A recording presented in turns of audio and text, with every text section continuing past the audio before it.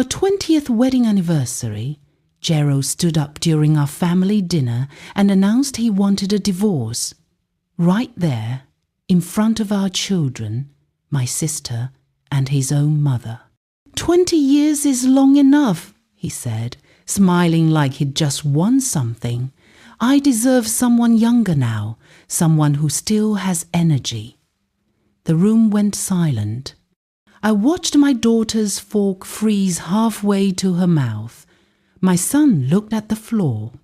Gerald's mother, Patricia, sat perfectly still, her wine glass raised but not moving, like she'd been waiting for this moment. What he didn't know, what none of them knew, was that this house, the one he was standing in so confidently, wasn't his. It was mine. My parents left it to me before we even met. And I had something else he'd forgotten about too. Something that would change everything. Before I dive in, let me know in the comments where you're watching from. And if you enjoy stories like this, please like and subscribe. It helps me keep sharing more. That night started ordinary enough.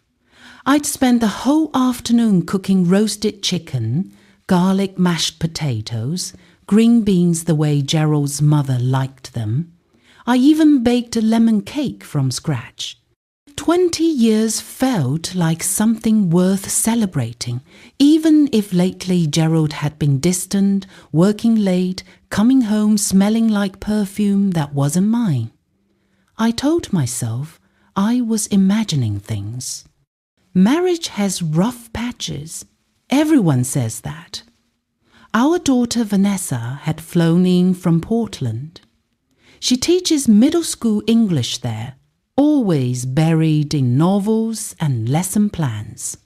Our son Malik drove up from Richmond with his girlfriend Tasha. They'd been together 2 years, and I could tell he was getting ready to propose soon. The way he looked at her reminded me of how Gerald used to look at me. Used to. Patricia arrived exactly on time, as always. She never knocked, just walked in with her designer handbag and that tight smile she reserved for me. She kissed Gerald's cheek and gave me a nod. "Evening, Beatrice," she said. "The table looks lovely." I wondered if she already knew, if Gerald had told her what he planned to do. There was something in her eyes, not surprise, not concern, anticipation. We sat down to eat. The conversation felt strained. Vanessa talked about her students.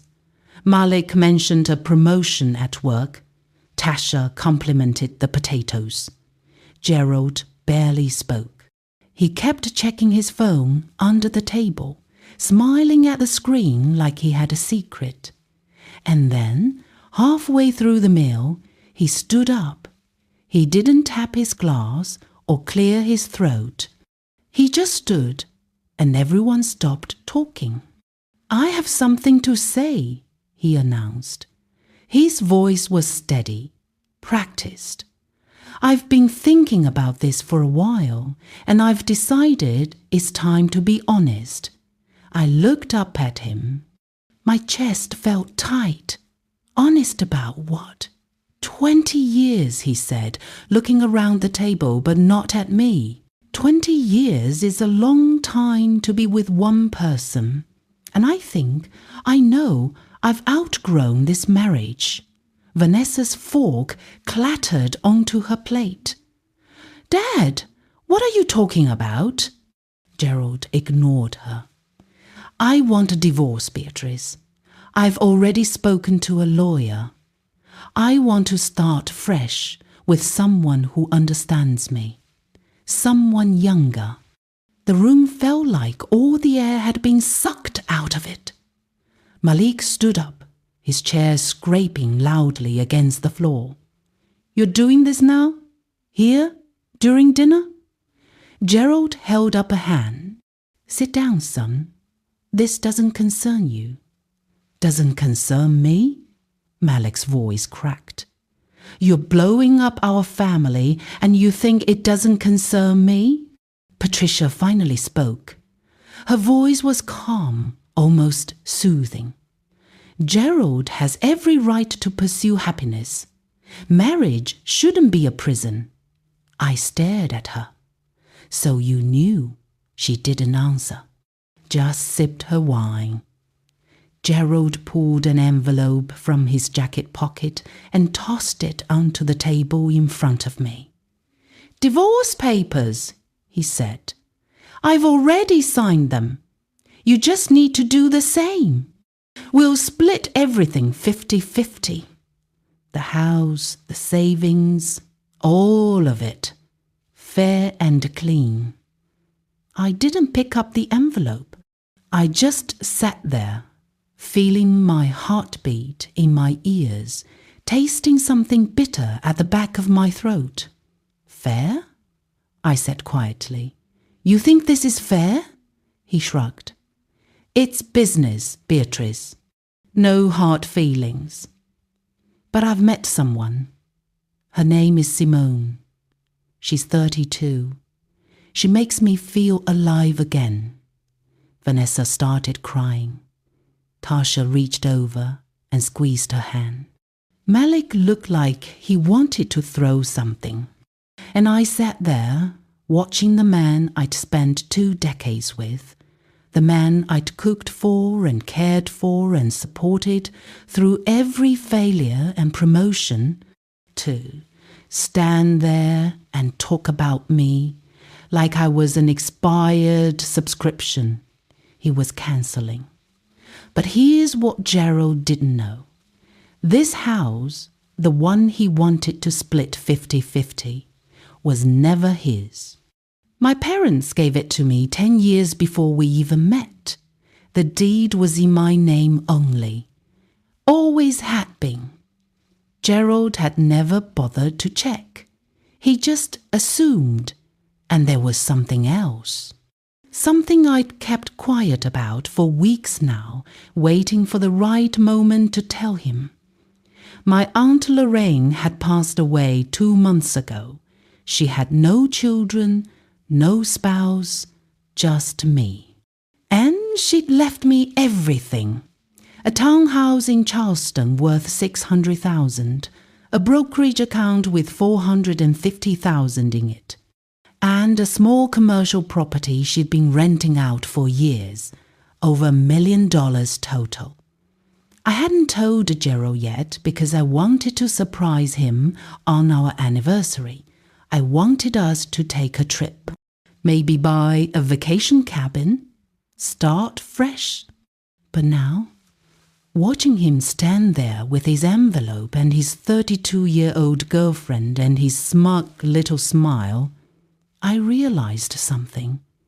He'd been planning this for a while, and he thought I'd just roll over, sign the papers, walk away quietly. He thought wrong. I stood up slowly. The chair legs scraped against the hardwood. Everyone looked at me. Gerald, I said, my voice steady, do you remember who bought this house? He blinked. We bought it together. No, I said, we didn't. My parents bought it. For me, before we were married. The deed is in my name only. You can check the county records if you don't believe me. His face went pale. What? I reached into my purse and pulled out a folded document. I'd gotten a copy from the county clerk last week, just in case. Just in case he tried something like this. Here, I said, sliding it across the table. Proof. Gerald picked it up with shaking hands.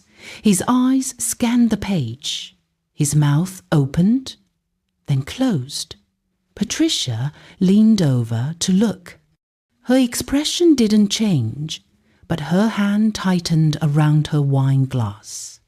This house is worth $700,000, I continued. And you don't own a single brick of it. The room was silent. Malik was staring at his father like he'd never seen him before. "But wait," I said, my voice getting sharper now. "There's more. 2 months ago, my Aunt Lorraine passed away. She left me everything. A townhouse in Charleston, over 400,000 in investments, a rental property. I'm worth over $1 million now, Gerald. And you didn't even know because you stopped paying attention to me years ago." Gerald's face had gone from pale to red. His jaw clenched. You never told me." "Because I wanted it to be a surprise," I said. "I wanted us to celebrate together, maybe travel, maybe retire early. But instead, you planned this. You met someone half your age and decided I wasn't worth keeping."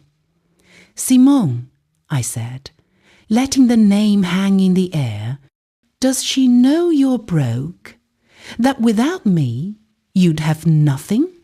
Patricia stood up abruptly. "Beatrice, there's no need to be cruel." "Cruel?" I turned to her. "Your son just humiliated me in front of my children, in my own home, on our anniversary. And you think I'm being cruel?" She didn't answer. Gerald was staring at the document like it might change if he looked long enough. "You can't do this," he said finally. "We're married. What's yours is mine." "Actually," I said, "no. This was mine before the marriage. Legally, it's separate property. Check with your lawyer. I'm sure he'll confirm it. And as for the inheritance, that's mine too.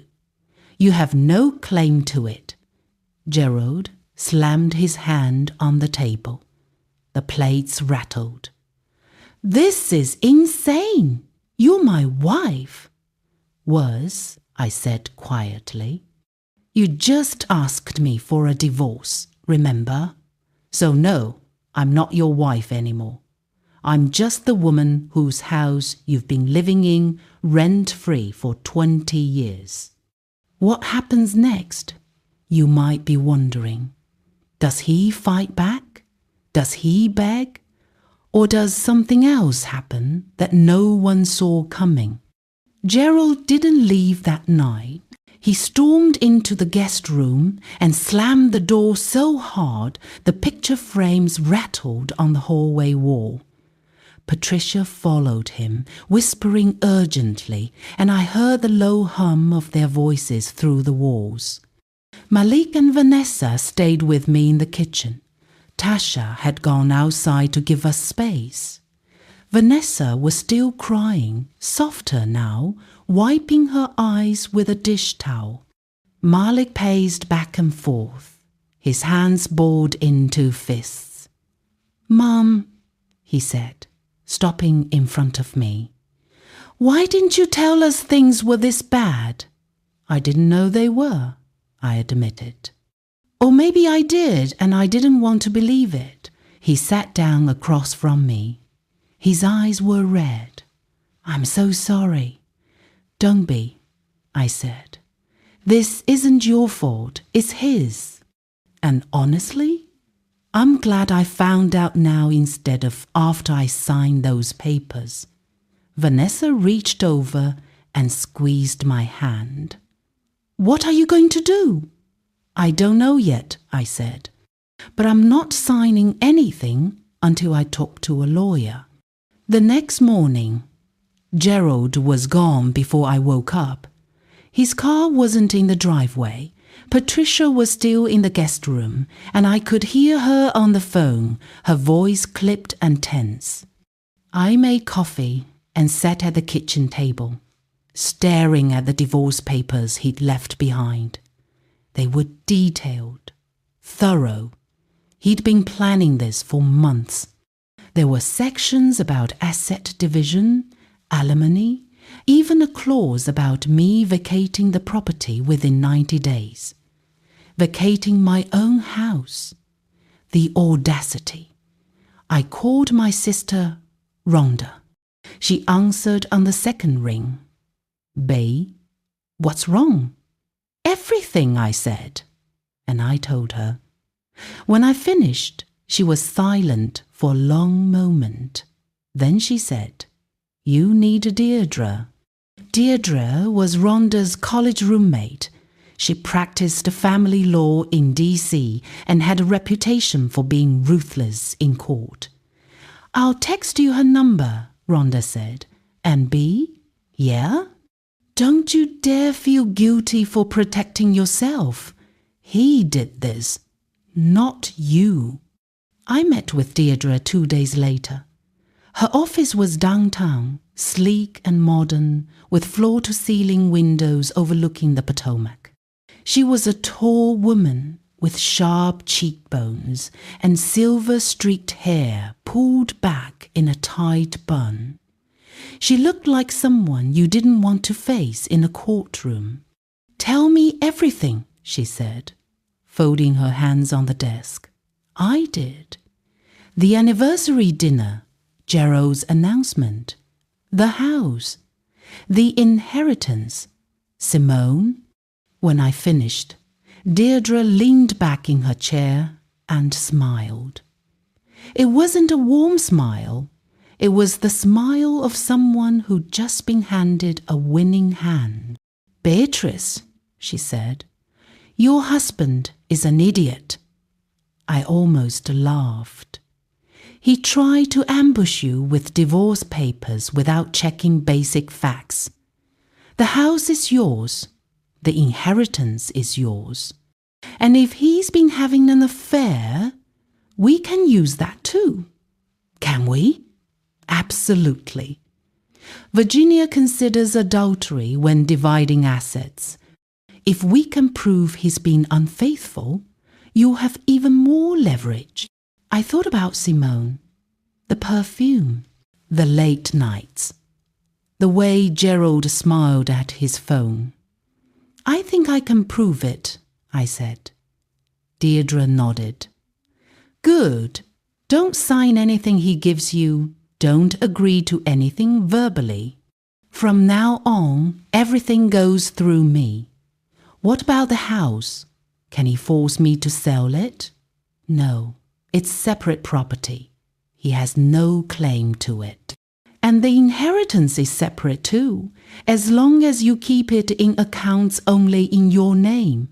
Don't mix it with joint funds." I felt a weight lift off my chest. "So I'm safe?" "You're more than safe," Deirdre said. "You're in control, and if he wants to play hardball, we'll bury him. Subscribe now if you want to see how badly this backfires on him." That afternoon, I went to the bank and opened a new account. I transferred half the money from our joint savings, my half, into the new account. I also moved the inheritance funds into a separate account under only my name. Everything clean, everything protected. When I got home, Gerald's car was in the driveway. My stomach tightened. I walked inside and found him in the kitchen, sitting at the table with Patricia. They both looked up when I entered. "We need to talk," Gerald said. I crossed my arms. "So talk." He slid a piece of paper across the table. "This is a revised settlement offer. I'm willing to let you keep the house if you waive any claim to my retirement account and future earnings." I picked up the paper and glanced at it. Then I tore it in half. "I'm not negotiating with you, Gerald. I have a lawyer now. Anything you want to say, you can say to her." His face reddened. "This is ridiculous, Beatrice. We can settle this like adults." "Adults don't ambush their spouse with divorce papers during a family dinner," I said. "Adults don't cheat and then act like they're the victim." Patricia stood up. "Beatrice, my son has been very patient with you." patient? I turned to her. He cheated on me. He tried to steal my house. And you're talking about patience? She didn't answer. Just gathered her purse and walked toward the door. Come on, Gerald, we're leaving. Gerald hesitated, then stood. This isn't over, he said. No, I agreed, it's not. But when it is, you're going to wish you'd been smarter. They left. The house was quiet again. I sat down at the table and let out a long breath. My phone buzzed. It was a text from Deirdre. Just got a call from his lawyer.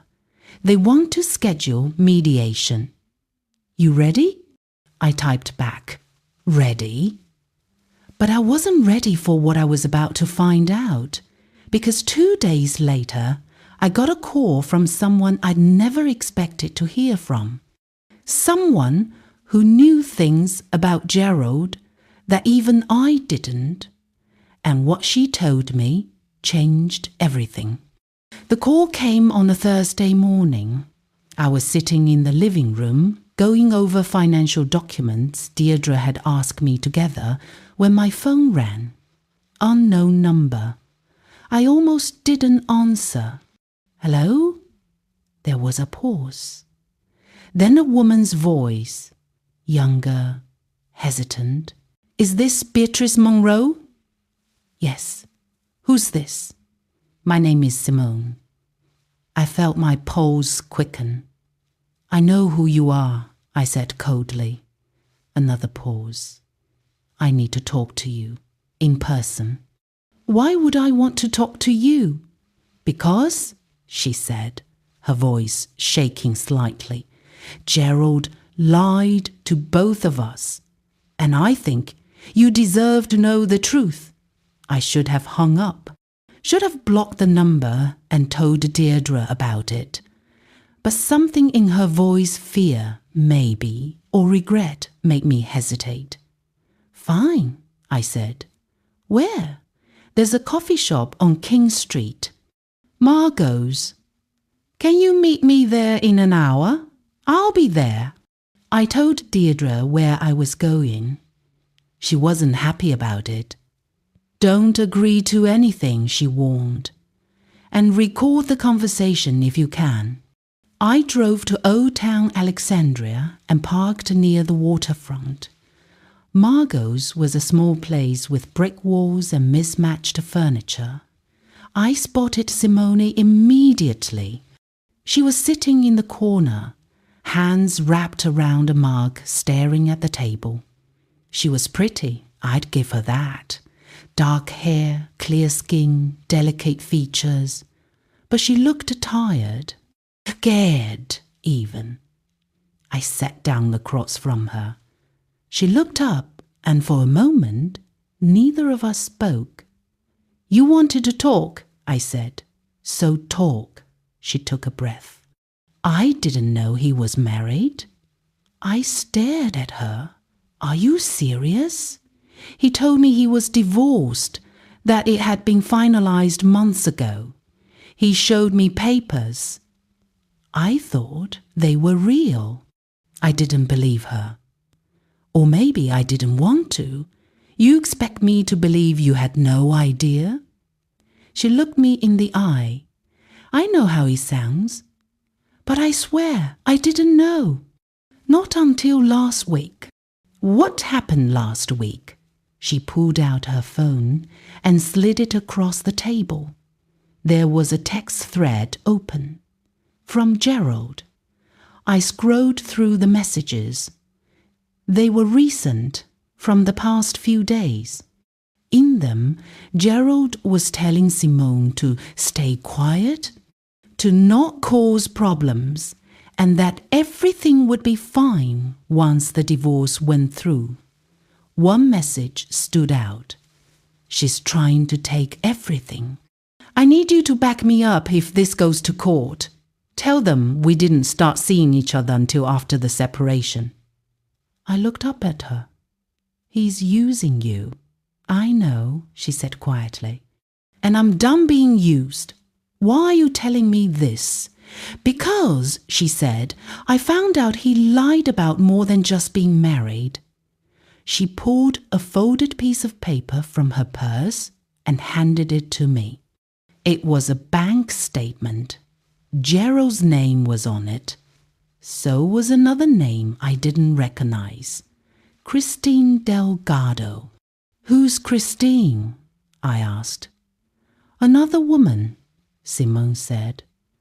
I found texts on his phone when he left it at my apartment last week.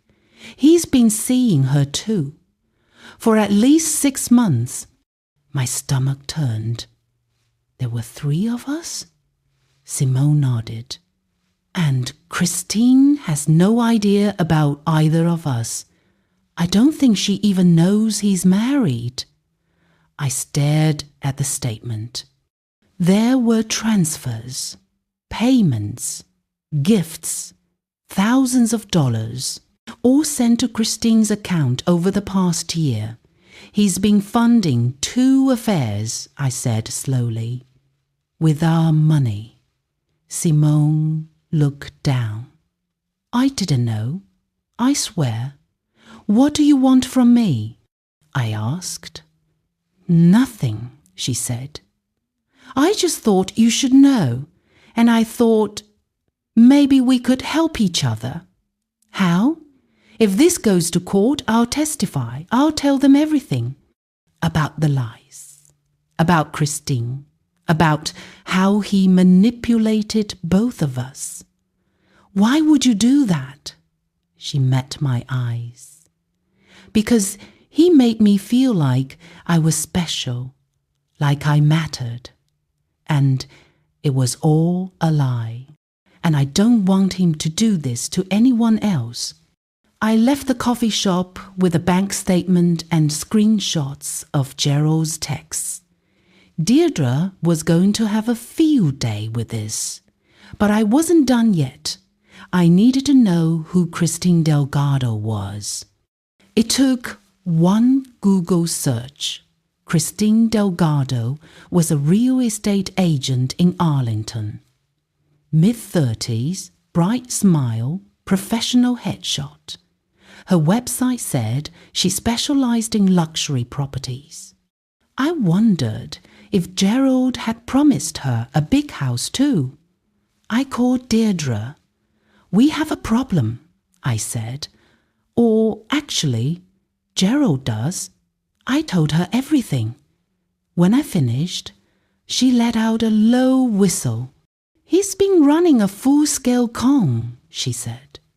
This is better than I could have hoped for. Better? For our case, yes. For him, not so much. What do we do now? We document everything. And we wait. When he realizes Simone isn't on his side anymore, he's going to panic. And that's when people make mistakes. That night, I couldn't sleep. I kept thinking about Christine, about Simone, about how many other women there might have been that I didn't know about. How long had this been going on? Had Gerald ever really loved me? Or had I just been convenient? The next morning, I got another call. This time, it was from Christine. Mrs. Monroe? Her voice was clipped, professional. Yes? I think we need to talk. I closed my eyes. How did you get my number? Simone gave it to me. She told me everything. And I have some information you're going to want to hear. Like what? Like the fact that Gerald's been embezzling money from his company. And I have proof. My hands went cold. If what Christine said was true, Gerald wasn't just a cheating husband. He was a criminal. And I was about to find out just how deep his lies went. Christine and I met at a park in Arlington, neutral ground. She was exactly how she looked in her photos, polished, professional, confident. But up close, I could see the tightness around her eyes, the way her hands clenched and unclenched. She was angry. We sat on a bench near the river. She didn't waste time on pleasantries. "I've been seeing Gerald for 8 months," she said. "He told me he was going through a difficult divorce, that you were vindictive and trying to ruin him financially." I didn't respond, just waited. Last week, I found documents in his car, financial records. He works in procurement for a defense contractor, right? Yes, he's been taking kickbacks. Vendors pay him under the table, and in exchange, he approves their bids. He's been doing it for at least 2 years. I stared at her. "How do you know?" She pulled a flash drive from her purse. "I made copies, invoices, emails, bank transfers, everything. Why are you giving this to me?" "Because," she said, her voice hard, "he played me. He told me we'd buy a house together once the divorce was finalized.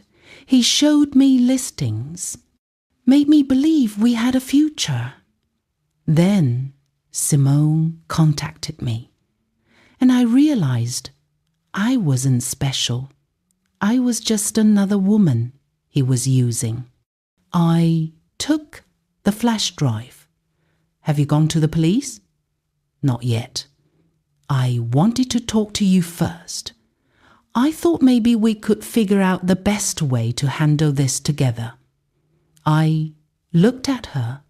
She wasn't asking for forgiveness. She wasn't apologizing for sleeping with my husband. She was asking for an alliance. And as much as I hated what she represented, I couldn't ignore the fact that she was handing me a weapon. "I'll talk to my lawyer," I said. "If what's on here is real, this changes everything." "It's real," Christine said. "And there's more. He's been hiding money offshore. I don't know how much, but I saw references to accounts in the Cayman Islands." My stomach sank. Gerald was smarter and more reckless than I'd thought. Christine stood. "I have to go, but if you need me to testify or provide documents, I will." "Why?" I asked again. She looked at me for a long moment. "Because I don't like being lied to, and because he deserves to lose everything." That night, I gave the flash drive to Deirdre. She called me 2 hours later. "Beatrice," she said, her voice tight with excitement, "this is explosive. If even half of this is accurate, Gerald's looking at federal charges. Are you saying he could go to prison? Possibly. Wire fraud, embezzlement, tax evasion. The DOJ doesn't mess around with defense contractors. What do we do? First, we make copies of everything. Then we decide whether to turn it over to the authorities or use it as leverage in the divorce. Leverage? If we threaten to expose him, he might agree to a settlement that's extremely favorable to you. But if we go to the authorities first, he loses control of the narrative." I thought about it. Part of me wanted him to suffer, wanted him to feel the fear and humiliation I'd felt when he stood up at that dinner table. But another part of me, the part that had loved him, once hesitated. "Let me think about it," I said. "Don't think too long. If someone else finds out, we lose the advantage." The next day, Gerald showed up at the house. He looked terrible. His shirt was wrinkled. His eyes were bloodshot. He hadn't shaved. "Beatrice," he said when I opened the door, "we need to talk." I almost closed the door in his face, but I didn't. I wanted to see what he'd say. "Come in." He followed me into the living room, sat down on the edge of the couch like he was afraid to get comfortable. "I've made mistakes," he started. "I know that. I've hurt you, and I'm sorry." I crossed my arms. "Go on." "Simone was a mistake. I got caught up in something I shouldn't have. But it's over now," I told her. "We're done." "What about Christine?" His face went pale. "How do you know about Christine?" "I know everything, Gerald. I know about the affair, the money, the offshore accounts, the kickbacks." He stood up abruptly. "Who told you that? Does it matter?" He ran a hand through his hair. "You don't understand. The company's under investigation. If they find out, I'm finished. Then you should have thought about that before you committed fraud." He turned to me, and for the first time, I saw real fear in his eyes. "Beatrice, please. If you go to the authorities, I'll go to prison. Is that what you want?" "I don't know what I want," I said honestly. "But I know I don't owe you anything." He sank back onto the couch. "What do you want from me?" "I want the truth. All of it." "How long have you been doing this?" He was silent for a long time. Then, quietly, 3 years. "And the affairs?" 2 years? Maybe longer? I don't even remember anymore. I felt something crack inside me. Not my heart that had already broken. Something else. The last bit of respect I'd had for him. "Get out," I said. "Beatrice, get out of my house. Now." He stood. Looked like he wanted to say something else. Then he turned and walked to the door. "If you turn me in," he said without looking back, "you destroy me." "Good," I said. He left, and I sat down on the couch and cried, not because I still loved him, but because I'd wasted 20 years on a man who was never who I thought he was. The next morning, I made my decision. I called Deirdre. "Turn it over to the DOJ, I said. "All of it." "Are you sure?" "Yes. If he goes to prison, that's on him, not me." She was quiet for a moment. "Okay, I'll make the call." "And Beatrice?" "Yeah? You're stronger than you think." I hoped she was right, because what came next was going to test me in ways I couldn't even imagine yet. Gerald was about to realize he'd made the biggest mistake of his life. And I was about to find out there was one more secret he'd been keeping, one that would turn everything upside down again. 3 days after I gave Deirdre permission to contact the DOJ, federal agents showed up at Gerald's office. I wasn't there, but Malik called me 20 minutes later, breathless and frantic. "Mom, Dad just got arrested." "What?" "They took him out in handcuffs. It's all over the company Slack." Oh my God. I sat down hard on the kitchen chair. My hands were shaking. "Are you okay?" "I don't know," he said. "I don't know what to feel. This is insane." "I know, sweetheart, I know. Mom, did you have something to do with this?"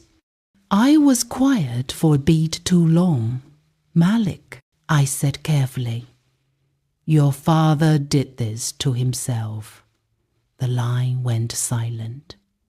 Then he said, I have to go, and hung up. I stared at my phone. I'd known this might happen, that my kids might blame me. But hearing the doubt in Malik's voice still hurt. Within an hour, the story was everywhere. Local news, Twitter. Someone had leaked Gerald's name, and reporters were already digging. By evening, there were cameras outside the house. I closed the curtains and turned off my phone. The next morning, Patricia showed up. She didn't knock, just used the spare key I'd forgotten she had and walked right into the kitchen. I was drinking coffee, still in my robe. She stood in the doorway, trembling with rage.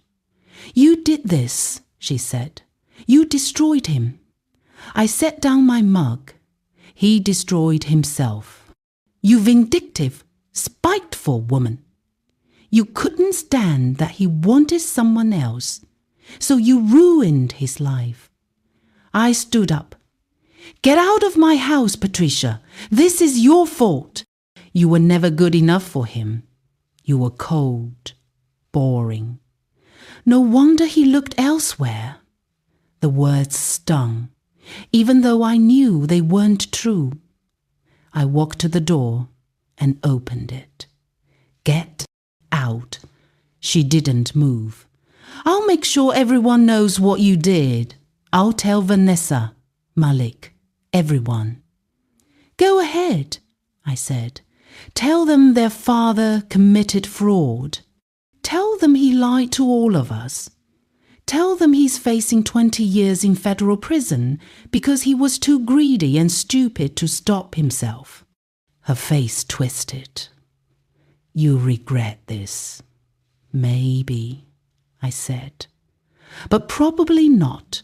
She left, slamming the door so hard the frame shook. I locked it behind her and leaned against the wall, my heart racing. I needed air. I grabbed my keys and drove to Rhonda's house. She lived in Bethesda, in a quiet neighborhood with tree-lined streets. When I got there, she took one look at me and pulled me inside. I saw the news, she said. Are you okay? I don't know. I told her everything. About Gerald's arrest, Patricia's visit, the way Malik had sounded on the phone. Rhonda made tea and sat across from me at her kitchen table. Bea, she said gently, you did the right thing. It doesn't feel like it, because you have a good heart. But that man lied to you for years. He stole money. He betrayed you in every possible way. And now he's paying for it. What if the kids hate me? They won't. Not forever. Right now they're in shock, but eventually they'll see the truth. I wanted to believe her. That night, Vanessa called. Mom, she said, her voice thick with tears. I don't know what to say. You don't have to say anything, honey. I'm so angry at him. At both of you. At everything. I know. But Mom, she said, her voice breaking, why didn't you just leave him quietly? Why did it have to be like this? Because he didn't give me a choice, I said. He tried to take everything from me. And when I found out he'd been breaking the law, I couldn't just ignore it, even if it meant he'd go to prison. Even then, she was quiet. Then she said, I need some time. I understand. I love you, Vanessa. I know, she whispered, and hung up. I sat in the dark living room, staring at nothing. This was the cost of standing up for myself. My children were angry. My ex-husband was facing prison. And I was alone in a house that suddenly felt too big and too empty. But I wasn't done yet, because the next day I got a letter in the mail. And when I opened it, I realized Gerald's secrets went even deeper than I'd thought. The letter was from a law firm I didn't recognize, Hastings and Trent, based in Baltimore. I opened it carefully. Inside was a single sheet of paper. Dear Mrs. Monroe, we represent the estate of Elena Vasquez. It has come to our attention that you may have an interest in matters relating to her recent passing. Please contact our office at your earliest convenience to discuss a matter of significant importance. Elena Vasquez. I didn't know anyone by that name. I called the number listed. A receptionist answered and transferred me to an attorney named Mr. Hastings. Mrs. Monroe, he said, his voice formal but not unkind. Thank you for calling. Who is Elena Vasquez? I asked. And why would I have an interest in her estate? There was a pause. Mrs. Vasquez passed away 3 weeks ago. In her will, she named you as a potential party of interest. I don't understand. Mrs. Monroe, he said carefully. Elena Vasquez was involved in a relationship with your husband, Gerald Monroe. And she had a child, a son, who is 5 years old. The room tilted. I gripped the edge of the table. What? According to the documents we've reviewed, your husband is listed as the biological father. DNA testing was conducted shortly after the child's birth. I couldn't breathe. A child? Gerald has a son? Yes. And with Miss Vasquez's passing, there are questions about custody and support that need to be addressed. We're reaching out to you because, legally, you may have certain rights and responsibilities as the spouse. I hung up. I couldn't hear any more. Gerald had a child, a 5-year-old son. For 5 years, he'd been lying about this too. I sat at the table, staring at the letter, feeling like the ground had opened up beneath me. How many more secrets were there? How many more lives had he ruined? And what was I supposed to do with this? I didn't tell anyone about the letter at first. Not Rhonda, not Deirdre. I just sat with it, trying to process the impossibility of it. Gerald had a son, a child I'd never known existed. A child he'd hidden from me for 5 years while we lived under the same roof, ate dinner together, celebrated holidays. I thought about the nights he'd worked late, the business trips, the weekend conferences. How many of those had been lies? How many times had he gone to see this woman, Elena, and their son while I waited at home, not trusting him? The next morning, I called Mr. Hastings back. Tell me everything, I said. He hesitated. Mrs. Monroe, this is a delicate matter. I don't care. Tell me. He sighed. Elena Vasquez was a paralegal at a firm your husband worked with. They began a relationship approximately 6 years ago. When she became pregnant, your husband acknowledged paternity but insisted the relationship remain private. Why? I assume he didn't want to jeopardize his marriage or his reputation. And she agreed to that? According to her letters, yes, he provided financial support, paid for the child's expenses, but he rarely visited. What happened to her? Cancer. It progressed quickly.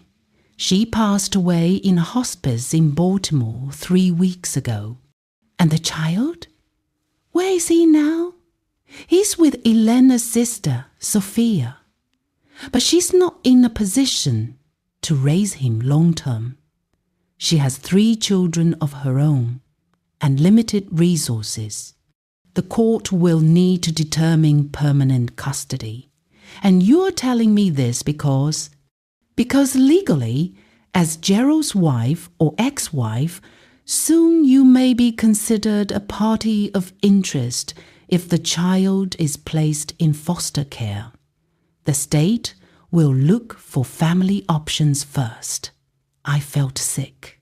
Gerald's child. A little boy who'd lost his mother and whose father was about to go to prison.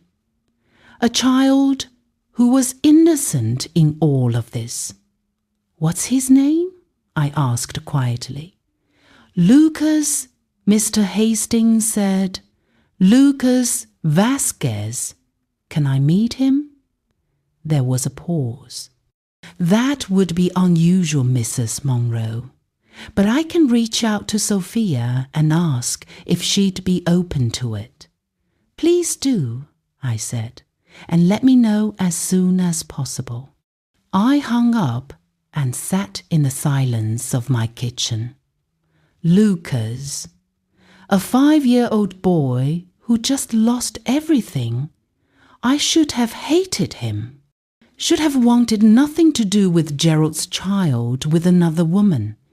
But I couldn't stop thinking about him, about what he must be feeling, about how none of this was his fault. 2 days later, Sophia agreed to meet me. We arranged to meet at a playground in Baltimore, neutral territory. I drove up on a Saturday morning, my stomach in knots the entire way. When I arrived, I saw a woman sitting on a bench near the swings. She was younger than me, maybe early 30s, with dark hair pulled back in a ponytail. Next to her, a small boy played in the sandbox, building something with a plastic shovel. Sophia stood when she saw me approaching. Mrs. Monroe? Yes. Call me Beatrice. She nodded. Thank you for coming. I wasn't sure you would. I wasn't sure either, I admitted. We sat down on the bench. Lucas continued playing, oblivious to us. He's beautiful, I said. He looks like his mother, Sophia said softly. Thank God for that. We sat in silence for a moment. Then Sophia said, Elena told me about Gerald, about how he promised her things he never delivered, how he'd visit maybe once every few months, stay for an hour and leave. Lucas barely knows him. I watched the boy. He was focused, carefully patting down sand with his small hands. Does he know what happened to his mother? He knows she's gone, Sophia said, her voice breaking slightly. But I don't think he understands it's permanent. He keeps asking when she's coming back. My chest tightened. I'm sorry. Sophia wiped her eyes. I want to keep him, but I can't. I have 3 kids already. My husband works 2 jobs just to keep us afloat. We don't have room. We don't have money. And Lucas deserves better than what we can give him. What will happen to him? Foster care, probably. Unless family steps in. She looked at me. You're not family, I know. But I thought maybe you'd want to know about him before the state takes over. Why? I asked. Why did you want me to know? Because Elena talked about you, Sophia said. She felt guilty. She said, "You didn't deserve what Gerald did." And she made me promise that if anything ever happened to her, I'd make sure you knew about Lucas, that you'd have a choice. A choice about what? About whether you wanted to be part of his life. I stared at her. You can't be serious. I know it sounds crazy, but Elena said you were kind, that if you knew about him, you might care. Even though he's not yours. I didn't know what to say. This woman, this stranger who'd slept with my husband, had somehow believed I'd step up for her child. It was absurd, insulting even. But as I watched Lucas in the sandbox, humming to himself, completely unaware that his entire world had fallen apart, something shifted inside me. "Can I talk to him?" I asked. Sophia hesitated, then nodded. "Lucas," she called. "Come here, honey." The boy looked up. He had big dark eyes and a serious expression. He climbed out of the sandbox and walked over, clutching his shovel. "This is Miss Beatrice," Sophia said gently. "She's a friend." "Hi, Lucas," I said, crouching down to his level. He didn't respond, just stared at me. "Do you like building things?" I asked. He nodded. "What are you making?" "A castle," he said quietly.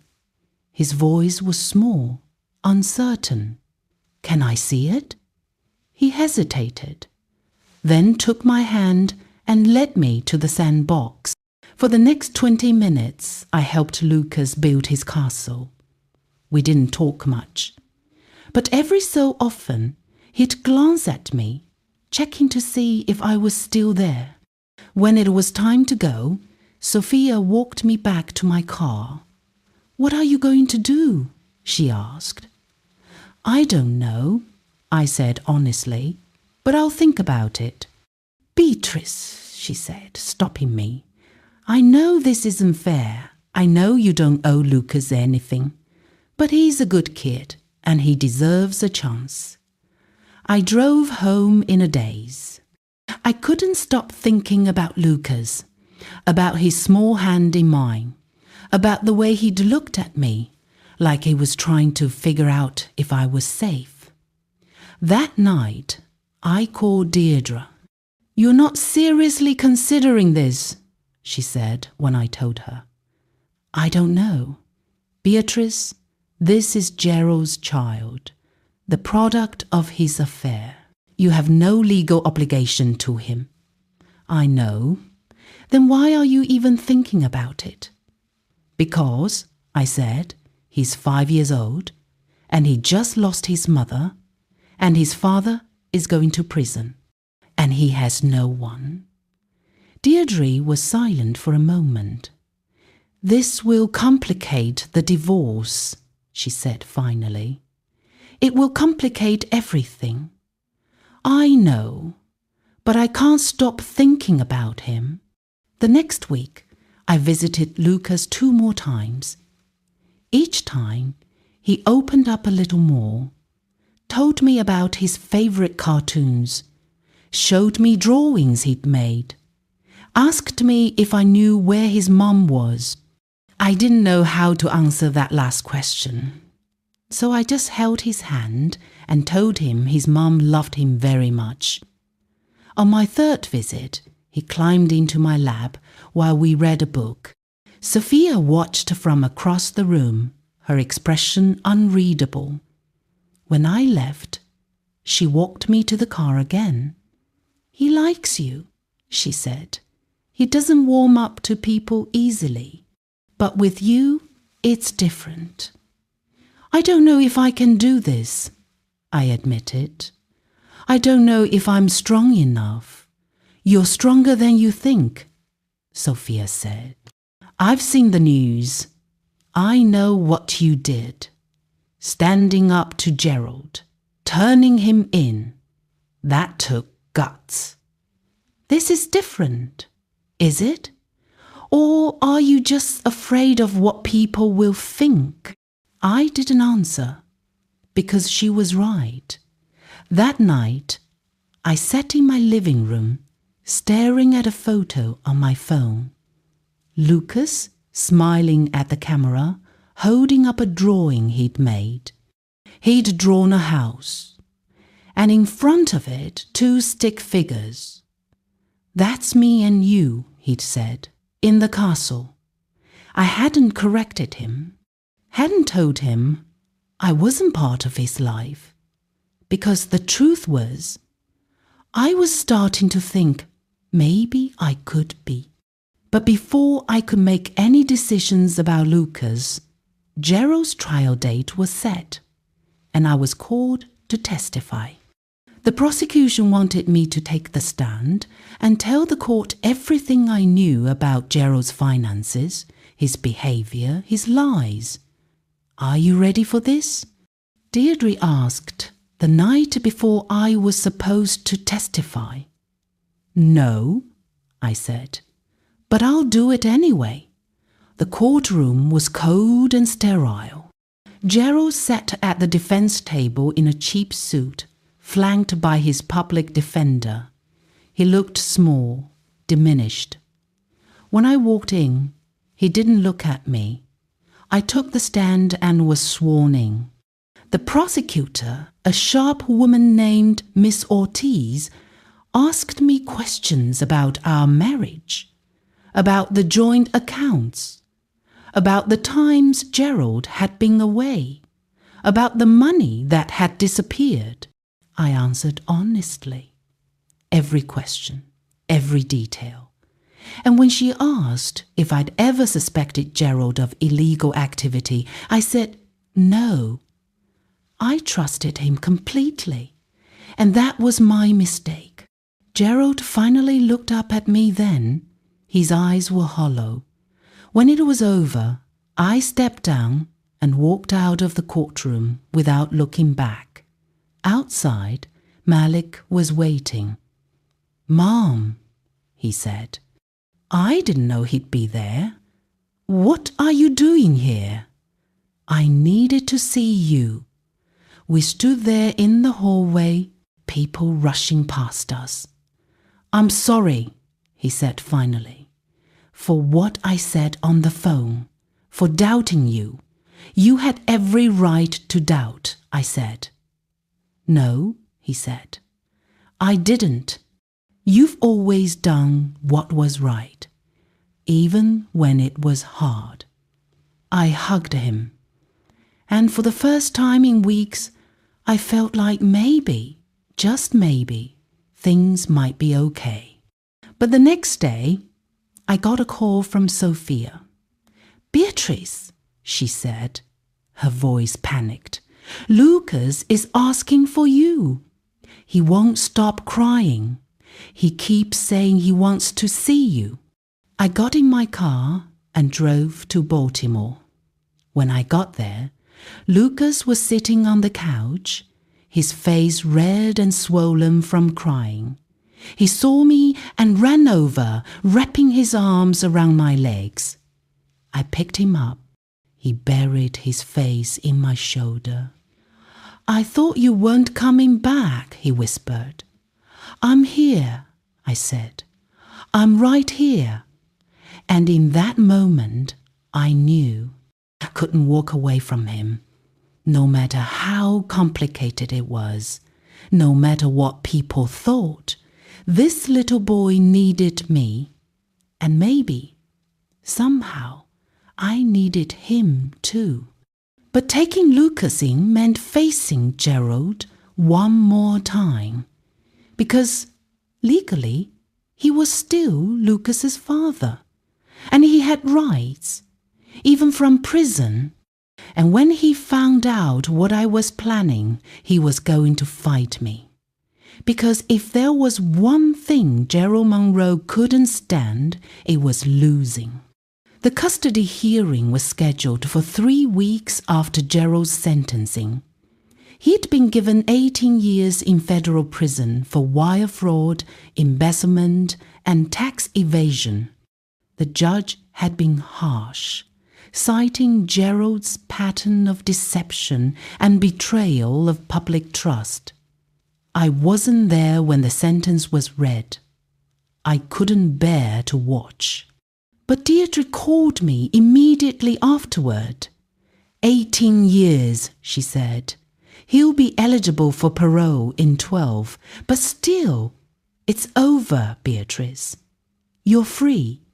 I should have felt relief. Instead, I just felt empty. And now there was Lucas to think about. I'd filed for emergency custody 2 weeks earlier, citing Sophia's inability to care for him and Gerald's incarceration. The state had agreed to a temporary placement with me while the case was reviewed. Lucas had been living in my house for 10 days. It was strange at first.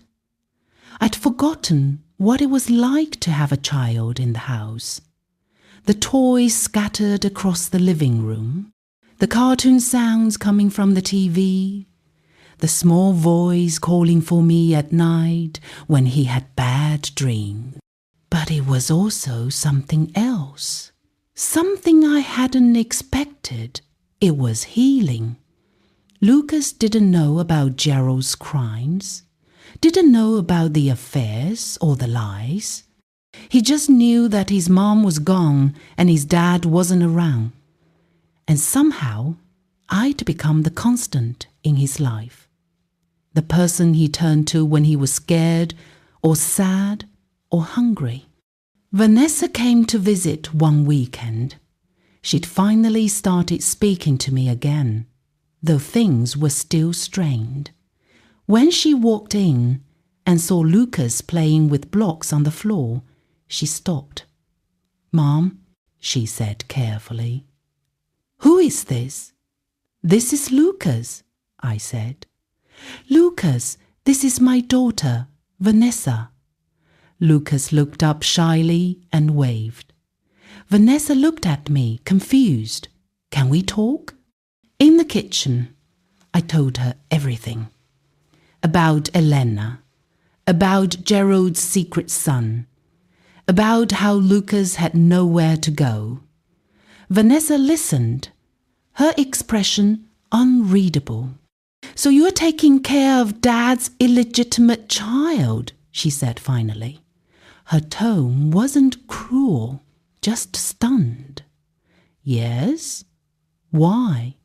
I looked through the doorway at Lucas, who was carefully stacking blocks into a tower, because he's 5 years old and he's lost everything and because no one else will. Vanessa was silent for a long time. Then she said, "You're a better person than I could ever be." "I'm not," I said. "I'm just doing what feels right." She stayed for dinner. Lucas was shy around her at first, but by the end of the night, he was showing her his drawings and asking her to read him a story.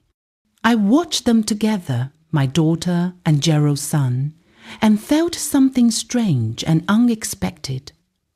Hope. But the custody hearing brought a harsh reality check. Gerald was allowed to appear via video link from the prison.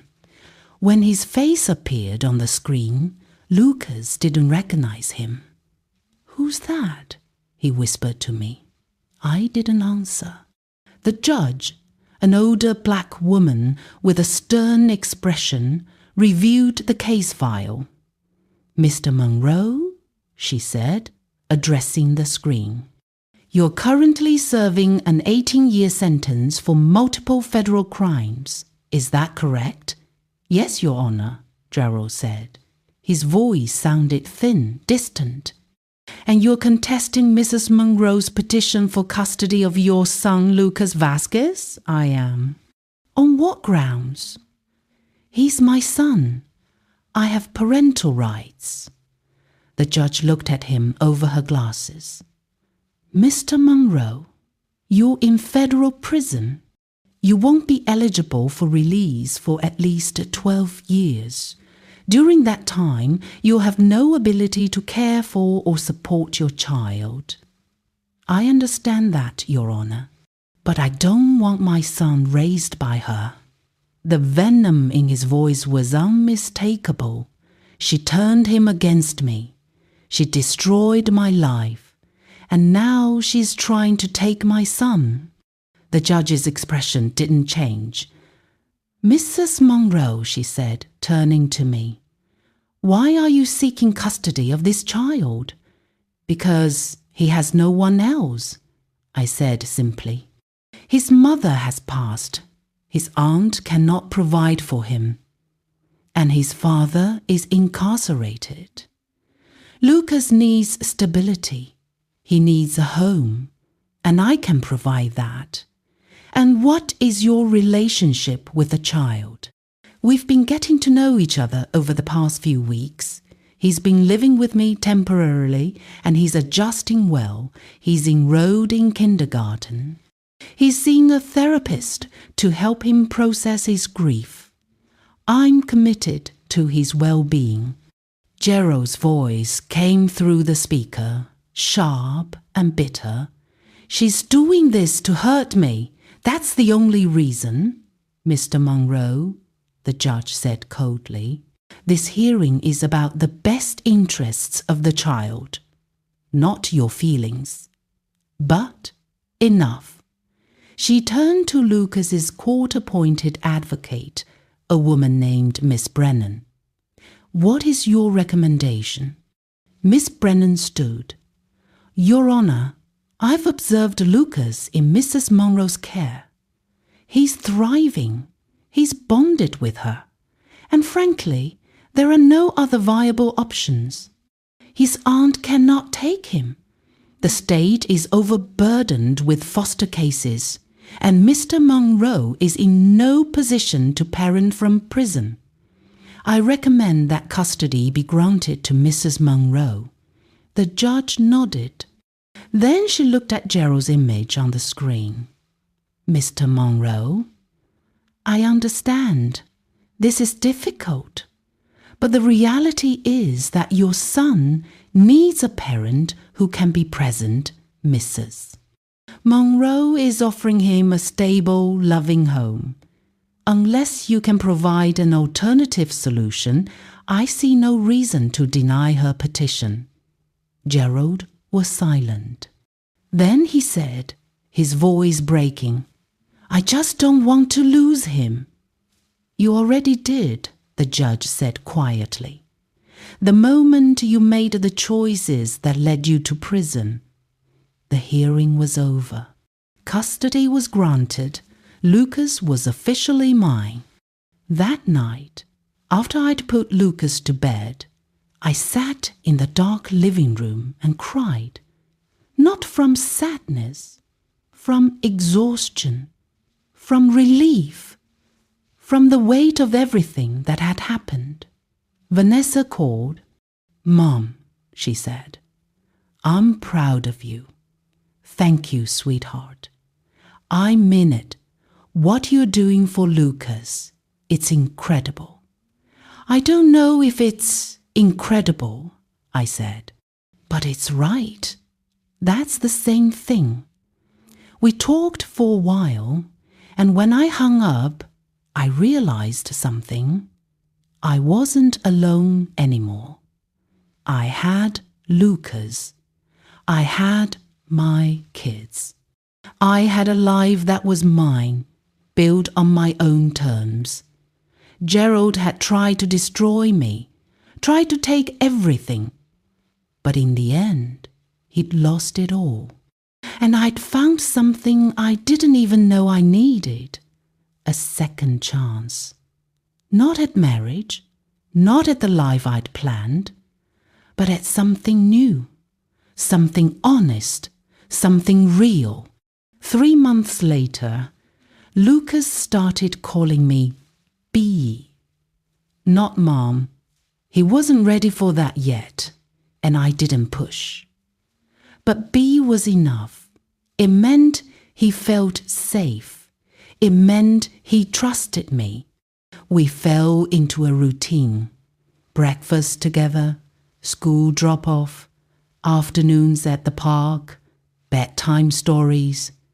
It wasn't perfect.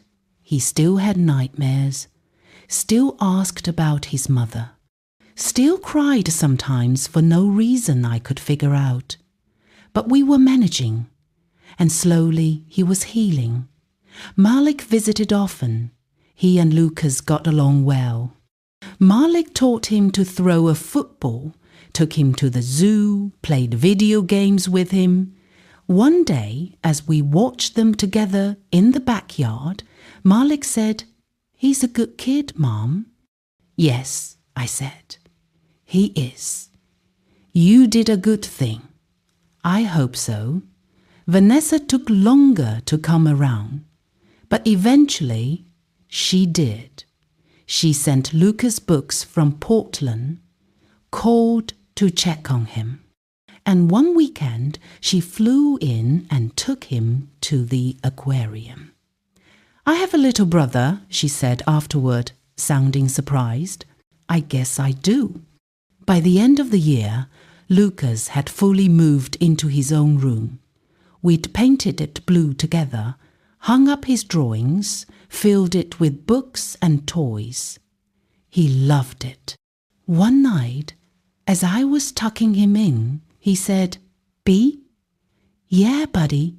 Are you going to leave like everyone else?" My heart broke. "No," I said, sitting on the edge of his bed. "I'm not going anywhere. You promise?" "I promise." He thought about that. Then he said, "Good, because I like it here." "I like it here too," I said, and I meant it. This house, my house, wasn't empty anymore. It was full of life, full of noise, full of love. Gerald had tried to take everything from me, but in the end, he'd given me something he never intended. He'd given me Lucas. And Lucas had given me a reason to keep going, to keep fighting, to keep believing that even after betrayal, even after loss, there could still be something beautiful on the other side. A year and a half after the custody hearing, I got a letter from Gerald. It was forwarded through Deirdre, who called me before I opened it. "You don't have to read this," she said.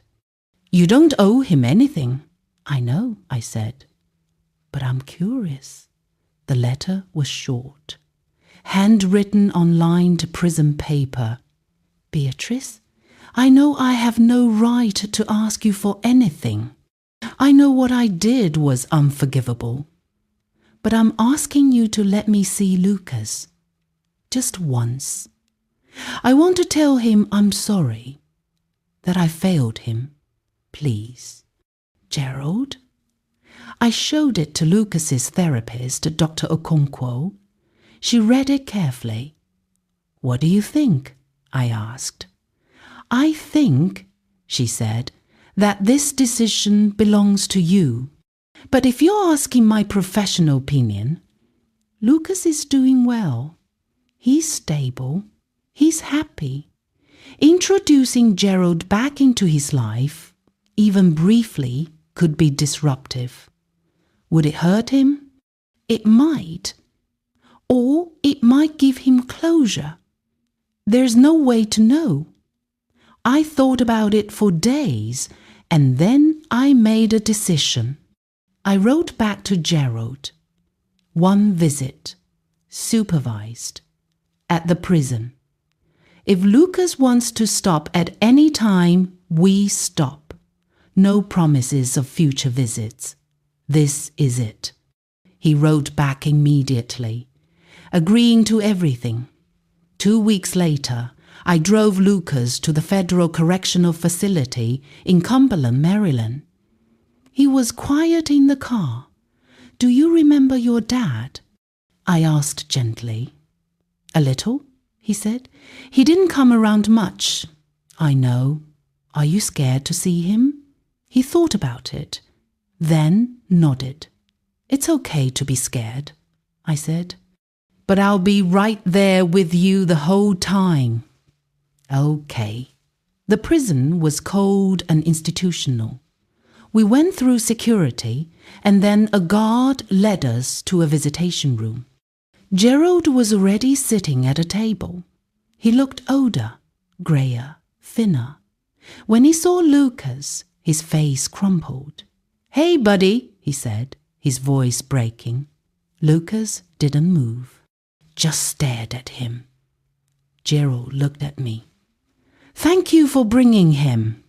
I nodded, but didn't speak. Gerald turned back to Lucas. "You've gotten so big, I bet you don't even remember me." Lucas shook his head. "That's okay," Gerald said. "I wasn't around much, and that's my fault, not yours." Lucas shifted closer to me. "Why are you here?" he asked. "Because I made some bad choices," Gerald said, "and now I have to stay here for a long time. Are you coming home?" "No, buddy, I'm not." Lucas processed that.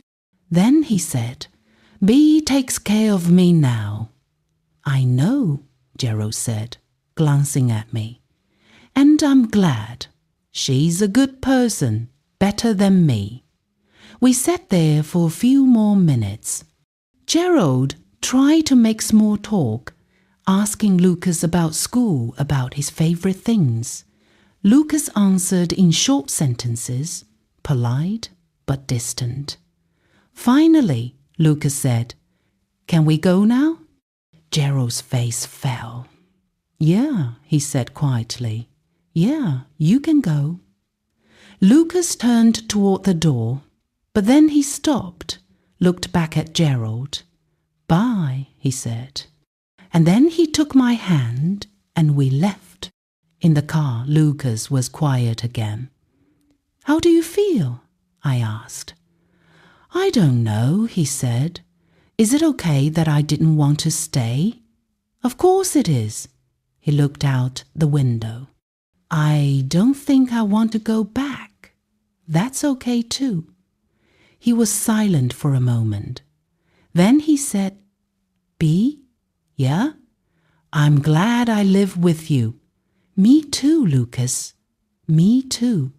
We drove home in comfortable silence, and I realized something. Gerald wasn't part of our lives anymore. Not really. He was a shadow, a footnote. Lucas and I had built something new, something that didn't include him. By the time Lucas turned 7, he stopped asking about Gerald altogether. He had friends at school, he played soccer, he loved reading and building things with Legos. Vanessa visited every few months. Malik came by every other weekend. Lucas adored them both. And slowly, carefully, he started calling me Mom. Not all the time, just sometimes. When he was tired or scared or happy. And every time he said it, my heart felt full. One evening, as we sat together on the couch watching a movie, Lucas leaned against me. "Mom?" "Yeah, buddy? Do you think my first mom would be mad that I call you Mom?" I thought about that. Then I said, "No, I think she'd be happy that you're loved and that you're safe." He thought about that, then nodded. "Okay." The movie played on, and I held him close, grateful for every moment, grateful that even after everything, the betrayal, the heartbreak, the chaos, I'd found my way to something good. Gerald had tried to destroy me, but instead he'd set me free, free to build a life I actually wanted. free to love without fear, free to be the person I was always meant to be. And Lucas? Lucas was the best part of that life. Not because he was easy, but because he was real. Because he chose me just as much as I chose him. And because together we proved that family isn't always about blood. Sometimes it's about who shows up, who stays, who loves you even when it's hard. 3 years after the custody hearing, I received a notice that Gerald was requesting early parole. I didn't fight it, didn't contest it. I'd moved on. Lucas had moved on. Whatever Gerald did with the rest of his life was no longer my concern. When the parole was denied, his record too severe, his behavior in prison too inconsistent, I felt nothing, not satisfaction, not relief, just nothing. He was no longer part of my story. That chapter was closed, and I was writing a new one, with Lucas, with my children, with myself. I'd rebuilt my life from the ground up, opened a small consulting business working from home so I could be there for Lucas, made new friends, found new hobbies, learned to be happy on my own terms. And every night when I tucked Lucas into bed and he said, "Good night, Mom," I was reminded of something important, that sometimes the worst betrayals lead to the best new beginnings. That sometimes losing everything is the only way to find what really matters. And that love, real love, isn't about perfect people or perfect circumstances. It's about showing up, even when it's hard, even when it doesn't make sense, even when the whole world tells you to walk away. I showed up for Lucas, and he showed up for me. And together, we built something beautiful. So here's what I learned. When someone tries to take everything from you, don't let them take your dignity. Don't let them take your strength. And don't let them define your future. Because the truth is, you're more powerful than you know. And the life waiting for you on the other side of betrayal, it's better than anything you left behind. Gerald wanted someone younger. He wanted an easy life. He wanted to start over without consequences. And he lost everything. I wanted truth. I wanted justice. I wanted to protect myself and the people I loved. And I gained everything. Not money, not revenge, but something better. Peace, purpose. And a little boy who calls me Mom. That's the real victory. Not what I took from Gerald, but what I built after he was gone. If you're watching this and you're going through something similar, if someone's trying to break you, diminish you, take what's yours, remember this. You are not powerless. You are not alone. And you are stronger than anyone who underestimates you. Stand up, fight back, protect yourself. And when the dust settles, build something beautiful. I'd love to hear your thoughts in the comments. Have you ever had to rebuild after betrayal? What helped you through it? And if this story resonated with you, please like and subscribe. Sharing these stories helps others who need to hear them. Thank you for being here. Thank you for listening. And remember, your story isn't over. It's just beginning.